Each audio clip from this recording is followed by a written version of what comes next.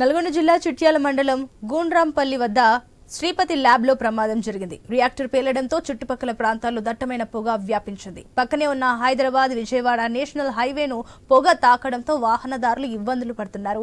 ప్రమాదం నుంచి కార్మికులు సురక్షితంగా బయటపడ్డారు. ఘటనపై కేసు నమోదు చేసుకున్న పోలీసులు దర్యాప్తు చేపట్టారు. ప్రమాదానికి గల కారణాలపై ఆరా తీస్తున్నారు.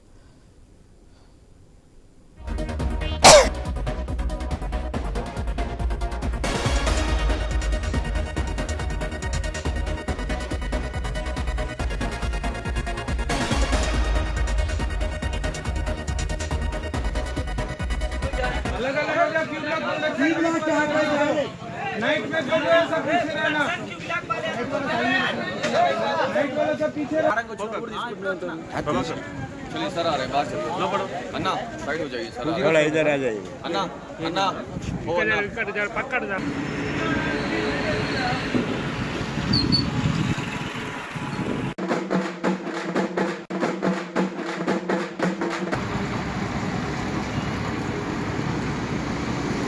अलग अलग हो जाओ अलग अलग हो जाओ नाइट में जो है सब पीछे रहना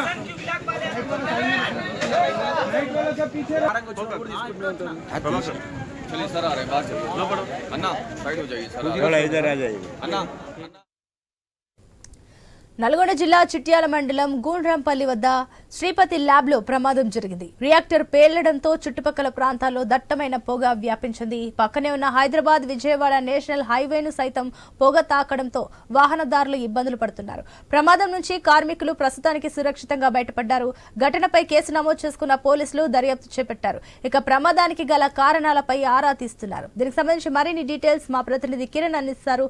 కిరణ్, సునీత, నల్గొండ జిల్లా చిట్యాల మండలం గుండ్రాంపల్లి వద్ద ఉన్నటువంటి శ్రీపతి కంపెనీ ల్యాబ్ లో ఒక రియాక్టర్ పేలింది. ఆ రియాక్టర్ పేలిన అనంతరం కూడా ఒక్కసారిగా పొగ చుట్టుపక్కల ప్రాంతాలకు మొత్తం కూడా వ్యాపించింది. అయితే ఈ company Hyderabad Vijayawada highway national highway పక్కనే ఉండడంతో ఆ హైవే పై కూడా దట్టమైన పొగ అలుముకోవడంతో అక్కడ అటుగా వెళ్లేటువంటి వాహనదారులు అయితే తీవ్ర ఇబ్బందులు పడతా ఉన్నటువంటి పరిస్థితి అయితే ఉంది. ఆ కెమికల్ కంపెనీకి సంబంధించి అక్కడ వచ్చేటువంటి ఆ పేలిన రియాక్టర్ నుంచి వచ్చేటువంటి పొగతో కూడా అక్కడ కొంత దుర్వాసన వస్తుండడంతో అటుగా వెళ్లేటువంటి బైకిస్టులు అయితే వెళ్ళలేని పరిస్థితి అయితే ఉందని చెప్పొచ్చు. దీంతో పాటు ఆ చుట్టుపక్కల గ్రామాలైనటువంటి వెల్మేడు కావచ్చు, సుంకనపల్లి, ఇతర గ్రామాలకు కూడా పొగ అయితే విస్తరిస్తున్నటువంటి నేపథ్యంలో కొంత స్థానికులైతే దుర్వాసనతో తీవ్ర ఇబ్బందులు పడతా ఉన్నారు. ప్రమాదం అనంతరం కూడా ఒక్కసారిగా రియాక్టర్ పేలడంతో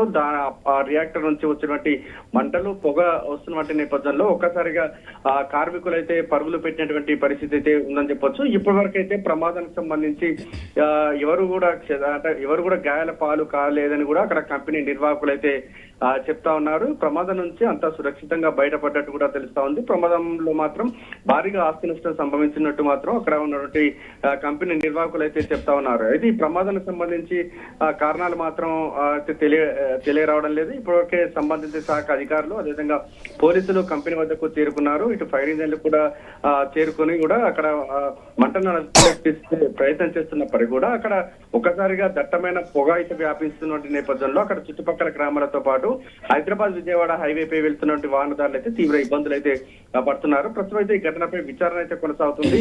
ఆ ప్రమాదం ఎలా జరిగింది, ప్రమాదానికి సంబంధించిన కారణాలపై కూడా అధికారులు ఆరా తీస్తున్నారు. ప్రమాదం నుంచి మాత్రం కార్మికులు అయితే సురక్షితంగా బయటపడ్డట్టుగా తెలుస్తా ఉంది.